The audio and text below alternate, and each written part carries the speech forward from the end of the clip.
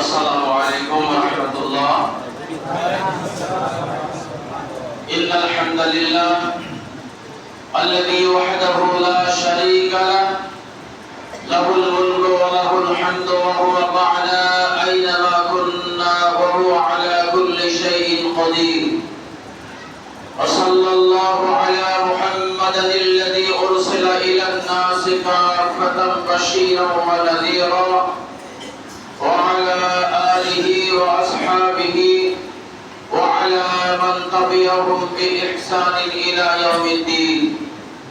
أما بعد فأعوذ بالله من الشيطان الرجيم.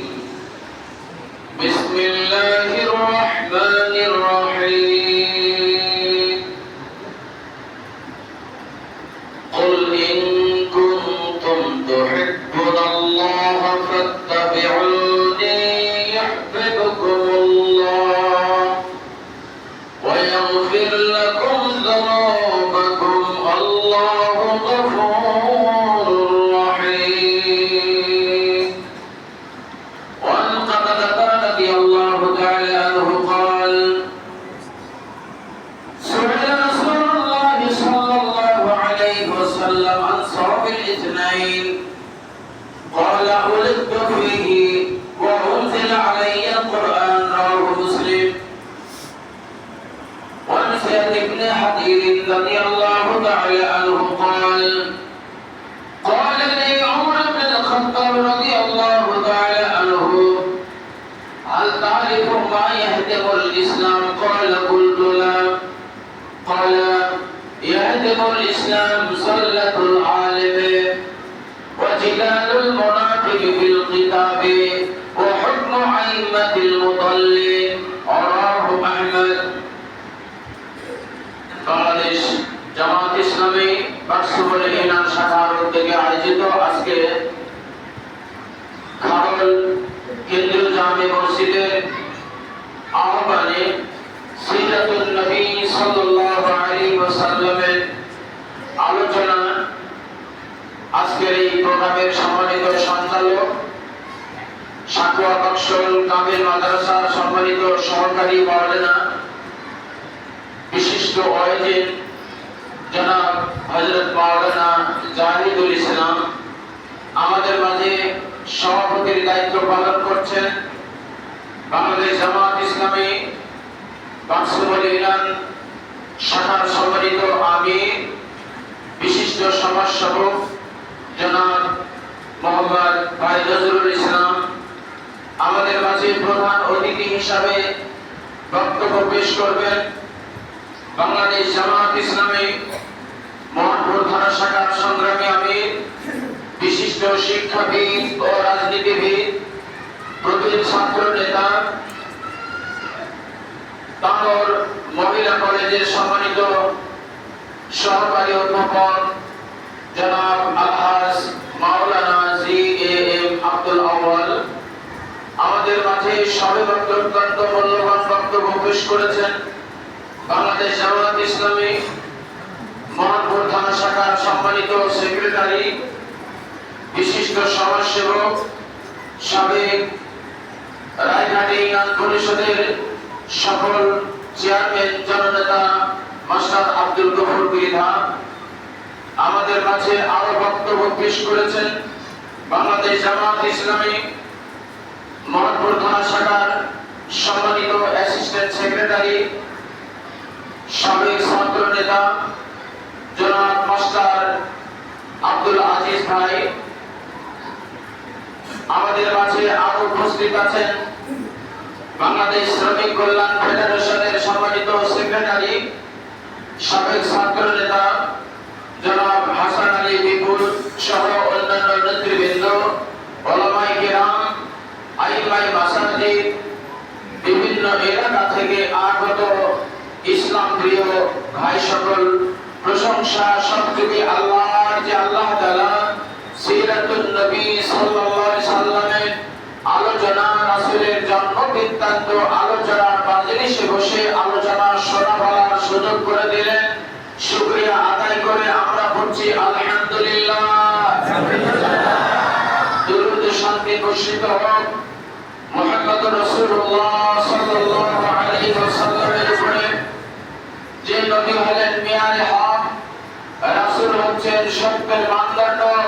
সে মহান নবীর প্রতি দরুদ ও শান্তি বর্ষিত হোক সাল্লাল্লাহু আলাইহি ওয়াসাল্লাম।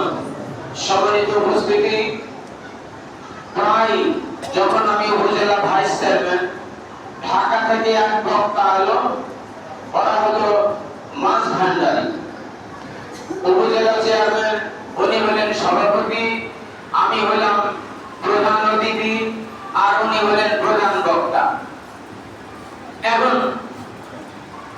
প্রধান বক্তা শুরুতে বলছে যে 20 বছর আগে থেকে টাইটেল পাস।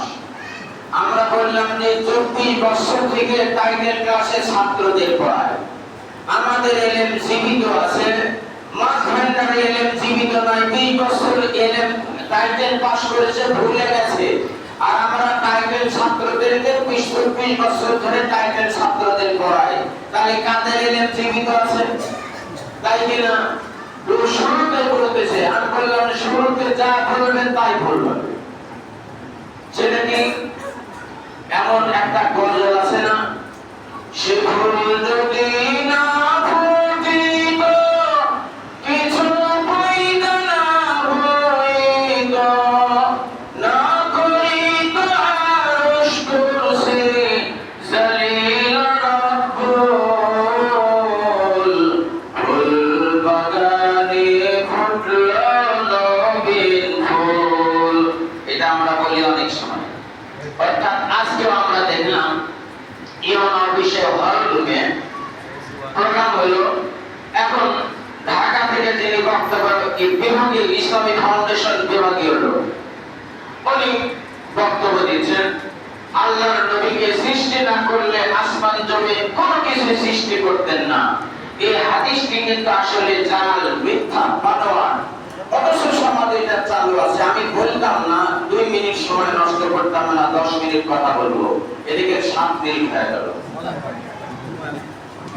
তো এটা বলার উদ্দেশ্য হলো যে এই জাল কথাগুলো সমাজে আমরা না বলি, কোন আলেম ওলামা না বলো, কোন লোকেরা না বলো।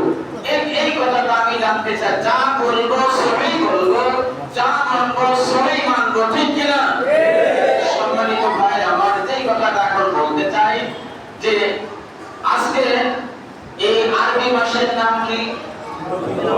রবিউল আউয়াল মাস। রবিউল আউয়াল মাসে রাসূল জন্মগ্রহণ করেছেন, ঠিক কিনা? কোন তারিখে জন্মগ্রহণ করেছেন ঐতিহাসিকগণ এই ব্যাপারে ইখতিলাফ আছে, তবে এই মাসে জন্মগ্রহণ করেছেন এই ব্যাপারে কোনো ইখতিলাফ নাই, তাই কিনা?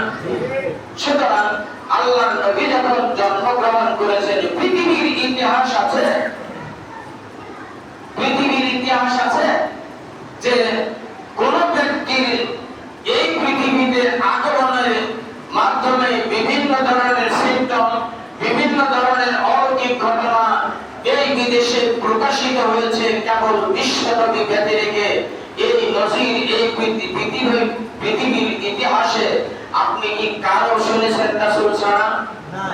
তাহলে রাসূল যে মহামানব, আল্লাহর নবী যে পৃথিবীর সর্বশ্রেষ্ঠ মহামানব, এতে কি কোনো সন্দেহ আছে? সুতরাং রাসূলের সঙ্গে কারো যদি উদাহরণ কেউ দেয়, 96 সরকারের আমল, কেউ আমাকে লুকমা দেয়, তো লুকমা বিনিময় হিসাবে দিতে পারে, কিন্তু মুখ যে হক কথা বলে সরবরাহ হয়ে গেছে, এই জন্য আমি যা বলতে পারি না, অসত্য কথা, তাই বাধ্য হয় অনেক সময় বলি। 96 সরকার, যে সরকার 15.5 বছর রাজত্ব করলো সিরিয়াল, ওই সরকার আবার কয়েক বছর 96 সরকারের আমলে তারা বলল 25 বছরের মানে গ্লানি আবর্জনা আমাদের শুধু পরিষ্কার করতে 5 বছর সময় লেগেছে। ভাইরা আমার দেশবাসী, আপনারা যদি আমাদেরকে সামনেবার ক্ষমতায় দেখেন, এবারে দেখে নেব। জনগণ দেখলো যে না বাবা দোকান দিব না, সেখানে যদি বাদ দুর্বাদ যাই কিছু করুক, দোকান দিব না, জনগণ আরেকজনকে দিল। আরেকজন দেওয়ার পরে 1 টাকার সরকার সে আবার 2 বছর চালালো। চালানোর পরে বলতেছে আমরা যে 2 বছর যা কিছু করলাম সে বৈধতা দিবেন তো? একজন ম্যাডাম বলছে না না বৈধতা দিব না, ওখানে গেলে হক বিচার করব। বাপ রে বাপ, কি ভাই কার বাবা আম্মা বাপ আব্বাও বাপ। তখন কি করছে, আরেক ম্যাডামের কাছে গেল, বয়স হলো 76 বছর। তো তার কাছে গিয়ে বৈধতা দিবেন তো?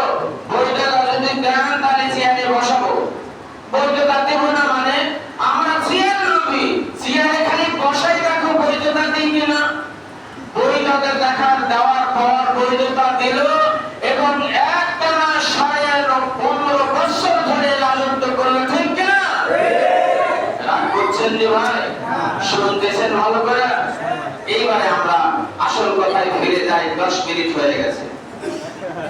জরুরি ভিত্তিতে সেন্দুরে আমাকে মানে আত্মায় বসতে হবে, এই জন্য জরুরি ভিত্তিতে আমি আর একটি কথা বলে শেষ করব।